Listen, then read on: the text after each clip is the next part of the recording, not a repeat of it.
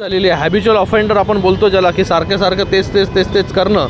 आणि मला वाटतं हिंदू देवदेवतांवरती, हिंदुत्वावरती बोलणं त्यांची सवय झालेली आहे. कारण की आणि त्यांची गरज आहे ती. त्या ज्या मतदारसंघातून निवडून येतात तिथे तसं बोलले नाही तर त्या ठिकाणी त्यांचं राजकारण जे आहे ते त्या ठिकाणी त्या मतदारसंघामध्ये ते करू शकत नाही. पण राजकारणाची पातळी जी आहे ती एवढ्या खाली जाईल मला वाटलं नव्हतं. कारण की प्रभू श्रीराम जे आहे ते आपल्या पूर्ण देशाचे सगळ्यांचे आराध्य दैवत आणि त्यांच्याबद्दल अशा सगळ्या गोष्टी बोलणं मला वाटतं प्रत्येकाने त्याचा निषेध जो आहे तो त्या ठिकाणी केलेला आहे. आणि अशा प्रवृत्तीवरती जे आहे ते कठोर अशी कारवाई जी आहे ते त्या ठिकाणी केली पाहिजे. आणि मला वाटतं त्यांना PhD वगैरे पण कशामध्ये मिळालेलं आहे वाटतं, खूप विद्वान देखील आहेत ते. तर मला वाटतं त्यांनी आमच्या देवदेवतांवरती न बोलता त्यांनी अफजल खान, औरंगजेब, खिलजी काय केलं, ते काय खात होते, ह्याचं प्रवचन जे आहे ते मुंबऱ्यामध्ये जाऊन दिलं पाहिजे.